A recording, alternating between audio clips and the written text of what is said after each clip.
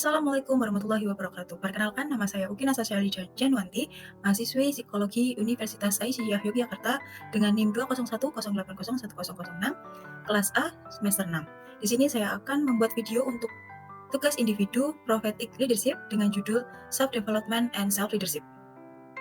Dimulai dari yang pertama, self-development and personal leadership.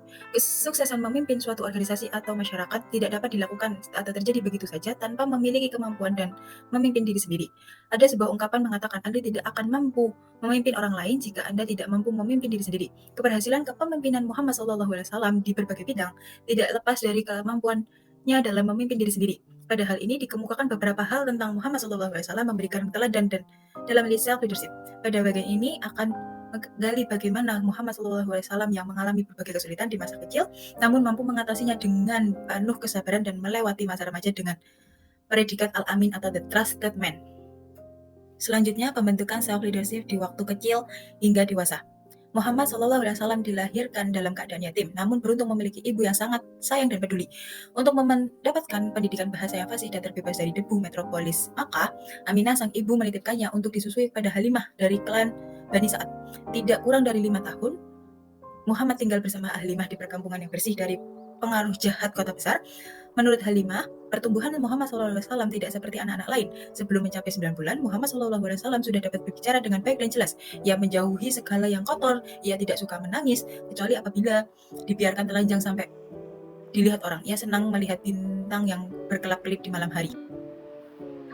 Sejak kecil ia terbiasa menyendiri dan merenung. Kebiasaan ini rupanya terbawa sampai dewasa. Ia tidak begitu suka pada keramaian. Namun ketika ia menghadiri sebuah pertunjukan bersama teman-temannya, mereka begitu asik menyaksikan dan mendengarkan pertunjukan itu sampai selesai. Namun sebaliknya, Muhammad SAW tertidur hingga keramaian itu bubar. Ia senang membantu orang lain, baik keluarga maupun teman sebayanya. Beberapa sumber menyebutkan pada umur 2 tahun, Muhammad SAW dikembalikan kepada ibunya karena terjadi suatu peristiwa yang luar biasa, yakni ketika ia didatangi oleh 2 orang malaikat. Tarbiyah atau pendidikan kepemimpinan Rasulullah SAW dimulai ketika beliau diasuh oleh kakeknya Abdul Muthalib. Ketika itu Abdul Muthalib sudah mendekati 80 tahun, tetapi ia masih tetap turun tangan sendiri mengasuh Muhammad SAW. Selama hidup bersama Abu Thalib, Nabi Muhammad SAW berusaha meringankan beban pamannya dengan mengembalakan kambing naik turun bukit di sekitar Makkah. Muhammad SAW dikenal cenderung menyendiri dan sering terlihat murung meskipun tidak berarti suka mengisolasi diri dari pergaulan umum. Ia dikenal sebagai pemuda yang jujur dan tangguh, memegang janji. Oleh karena itu, tidak heran jika semua penulis sejarah mengatakan bahwa pemuda ini telah mendapatkan gelar Al-Amin atau orang yang dapat dipercaya. Pentingnya self-leadership. Self-leadership intinya adalah kemampuan diri dalam mengendalikan hawa nafsu. Kalau sudah dikuasai oleh hawa nafsu, maka tidak ada yang dapat mengendalikannya selain diri sendiri. Kesuksesan yang dijalani tergantung pada kemampuan kita dalam mengendalikan nafsu, yaitu kemampuan kita dalam mengkoordinasi niat, pikiran, dan tindakan agar nafsu yang telah dianugerahkan dapat disalurkan semestinya. Self-leadership ditegaskan Rasulullah SAW dengan bersabda, setiap kamu adalah pemimpin, dan setiap pemimpin akan ditanya tentang kepemimpinannya. Dalam kesempatan lain, Muhammad SAW bersabda, orang yang hebat itu bukanlah orang yang paling cepat serangannya, melainkan orang yang hebat itu adalah orang yang mampu mengalahkan nafsunya ketika sedang marah. Karena ketika seseorang sedang marah, ia sudah kehilangan kontrol terhadap dirinya sendiri dan orang lain. Selanjutnya, self-leadership dan self-discipline. Self-leadership merupakan dasar segala bentuk kepemimpinan. Self-leadership berarti juga self-discipline atau menegakkan disiplin atas dirinya sendiri.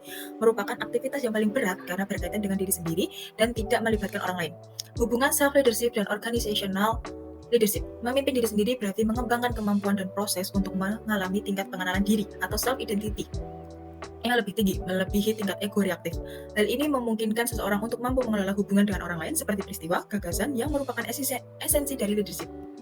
Self-leadership dan stress management. Salah satu manfaat self-leadership yang efektif adalah munculnya keberanian. Dalam arti luas berarti berani untuk memiliki mimpi yang besar, dan berani untuk melangkah, dan berani untuk menghadapi segala risiko yang akan menghadang. Salah satu rahasia munculnya keberanian adalah dengan mengelola dinamika batin, serta meredam rasa takut kalah atau kehilangan. Muhammad SAW tidak pernah takut dan gentar meskipun kadang bahaya mengancam. Ketakutan memang dapat meningkatkan kinerja seseorang dan membangkitkan adrenalin yang sangat berenergi dan menimbulkan ketagihan. Ada 3 hukum dasar tentang bagaimana seseorang mau melakukan sesuatu, yaitu: 1, orang baru akan mengerjakan sesuatu ketika suka dan senang melakukannya. 2, orang mungkin akan melakukan sesuatu karena terpaksa atau takut suatu ancaman. Ketiga, seseorang akan melakukan sesuatu karena sudah menjadi kewajibannya, namun ia kehilangan semangat dalam melakukannya. Sikap seseorang dalam melakukan sesuatu, rutinitas tanpa semangat dan motivasi yang tinggi, terpaksa dan takut, suka dan senang. Hal ini penting karena esensi dari leadership adalah mengenali, menemukan, dan mengidentifikasi diri yang sesungguhnya. Leadership adalah bagaimana seseorang mempunyai kebiasaan proaktif dan kreatif. Tahapan pengelolaan kinerja diri atau self-performance dimulai dari asma al-husna, zikir, sholat, tafakur, puasa, iktikaf, muhasabah, self-discovering, self-motivation, self-energizing, dan peak performance. Setiap orang merupakan pemilik sekaligus pengelola, pengamat sekaligus yang mengalami tubuh, pikiran, dan emosinya.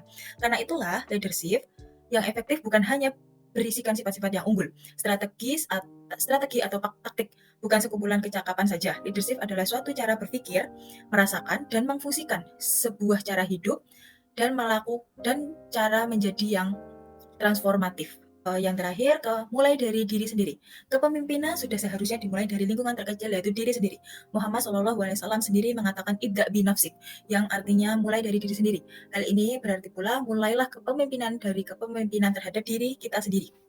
Untuk yang terakhir adalah penutup. Kepemimpinan dimulai dari lingkungan terkecil, yaitu diri sendiri.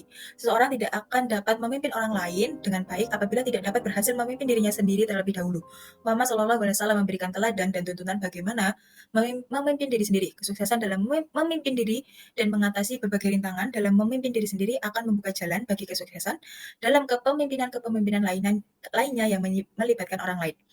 Untuk Hanya itu saja yang dapat saya sampaikan, kurang lebihnya saya mohon maaf bila ada salah kata dan perbuatan. Wabillahi taufik walhidayah. Wassalamualaikum warahmatullahi wabarakatuh.